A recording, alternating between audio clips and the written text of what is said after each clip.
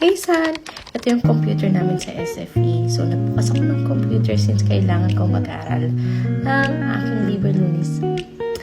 Ito rin yung activity after ng exam namin. So, konting hayahay naman, di ba? Para makahinga. Last part ng aming week is mag-enjoy na lang since yung iba namin klase is lilipat na from course B to course C. And, yeah, sobrang chill. Ito, bigla ang lakad sa grocery store at Ika Bolnas.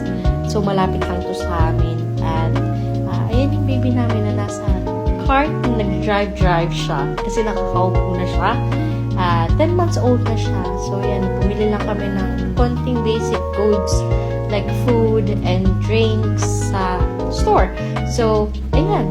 Mukhang nag-enjoy naman siya. Tapos na kami mag-grocery. So, yan yung ilan namin mga kailangan. And nag-aaral lang ako while cooking dumplings. So, yan. And this is the libre lunis na kailangan kong aralin. At kasama ko si Habi nag-aaral din for his education.